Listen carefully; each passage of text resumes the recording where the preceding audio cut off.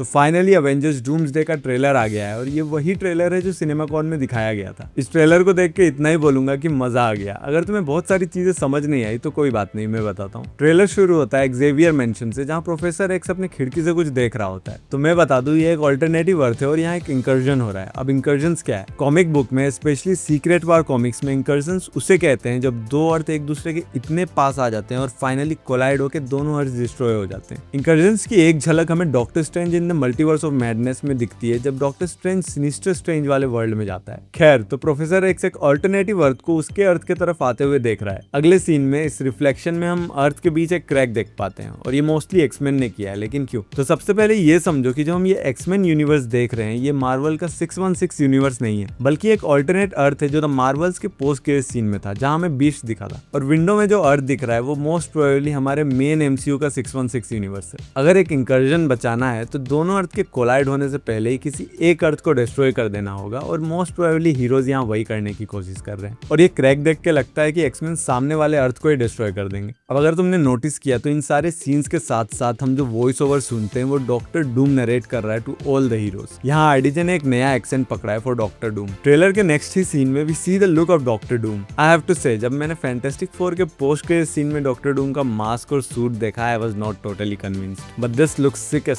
अगले सीन में हम एवेंजर्स टावर देखते हैं जहां न्यू एवेंजर्स का लोगो लगा हुआ है। मुझे लगता है ये सीन थंडरबोल्ट्स के पोस्ट के सीन का एक एक्सटेंशन है, बिकॉज यहाँ कैप्टन अमेरिका, थोर, न्यू एवेंजर्स, फैंटास्टिक फोर सब उस टावर में आ रखे हैं। और नोटिस करने वाली चीज ये है कि रेड गार्डियन ने एग्जैक्टली वही सूट पहना है एवेंजर्स वाला जो उसने पोस्ट के सीन में पहना हुआ था। एक और बात की, उस पोस्ट के सीन में न्यू एवेंजर्स को पता चलता है कि कोई स्पेसक्राफ्ट उनके एटमॉस्फेयर में एंटर कर रहा है, जो कि फैंटास्टिक फोर होते हैं। अब उसी सीन के थोड़े देर बाद वो अर्थ पे लैंड करे होंगे और उन्हें पता चला होगा कि इस अर्थ के हीरोज अवेंजर्स हैं और उन्हें पता चला होगा कि वो अवेंजर्स टावर में रहते हैं, इसीलिए फैंटास्टिक फोर टावर में गए होंगे। अब अर्थ पे कोई स्पेसक्राफ्ट लैंड किया है तो बाकी के सुपर हीरोज भी अलर्ट हो गए होंगे, बिकॉज सारे अटैक्स एक स्पेसक्राफ्ट से ही स्टार्ट होते हैं, इसीलिए ये लोग भी उन्हें फॉलो करके उस टावर में पहुंच गए होंगे। अब फैंटास्टिक फोर यहाँ आए तो मोस्ट प्रोबेबली वो इन्हें इंकर्जन्स के बारे में बता रहे होंगे। ये मैं कैसे कह सकता हूँ? क्योंकि इस सीन में स्क्रीन पर देखो, यहाँ ये डायग्राम दिखा रहा है कि तीन अर्थ एक दूसरे की तरफ आ रहे हैं। यहाँ फैंटास्टिक फोर का अर्थ, 616 का अर्थ और एक्समैन के अर्थ के बीच में इंकर्जन्स हो रहे हैं। याद है मैंने कहा था कि एक्समैन यूनिवर्स पे जो अर्थ कोलाइड हो रहा है उसे एक्समैन डिस्ट्रॉय कर रहे हैं। तो यहाँ होगा ऐसा कि हीरोज टीम्स में बन जाएंगे और कुछ हीरोज एक्समैन यूनिवर्स से 616 अर्थ पे आएंगे इस अर्थ को डिस्ट्रॉय करने,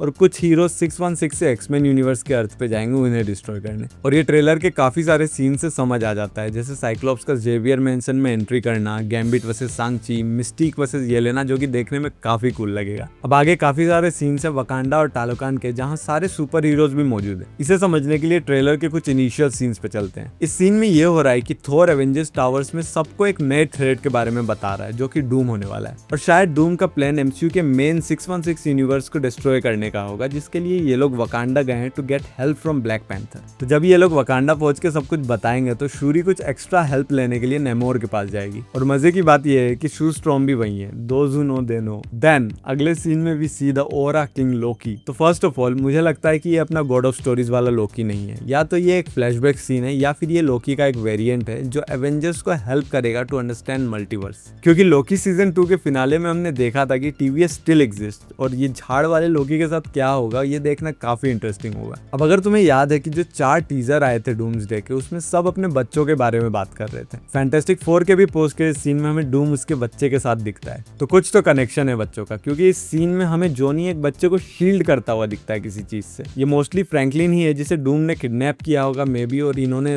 उसे उसके चंगुल से निकाल लिया। और ये जो सीन है ये भी टैलोकान या वकांडा का लग रहा है, और आगे के कुछ सीन भी हिंट कर रहे हैं कि वहाँ कुछ फाइट होने वाली है। Now the most baddest scene, Thor versus Doom. Versus तो क्या ही था, थोर को औकात दिखा दी। वो मूव जिसे थैनोस इन्फिनिटी स्टोन्स के साथ नहीं रोक पाया, उसे डूम एक हाथ से रोक देता है। और हम देख पा रहे हैं कि थोर अपनी पूरी ताकत लगा रहा है, बट डूम ओरा फार्मिंग कर रहा है। लेकिन कैसे? क्या डूम इन्फिनिटी स्टोन से भी ज्यादा पावरफुल है? इसका आंसर है कि डूम फिजिकली बहुत पावरफुल नहीं है, बट उसके पास मैजिकल पावर्स है, और हो ना हो जो ये रोका है ये मैजिकल पावर्स की वजह से ही रोका है। आई फील जो फाइट है ये एक्समैन यूनिवर्स में हो रहा है, बिकॉज जो हीरोज है वो इंकर्जन्स रोकने में और एक दूसरे से लड़ने में बिजी है, जिसकी वजह से हमें यहाँ रूइंस और रबल देखने मिल रहा है। तो ये था मेरा एक्सप्लेनेशन एवेंजर्स डूम्सडे के ट्रेलर का। मेरे दिमाग में कई सारे क्वेश्चंस और थ्योरीज है जो मैं धीरे धीरे छोड़ूंगा। Till then subscribe to the channel and hit that like button. Bye.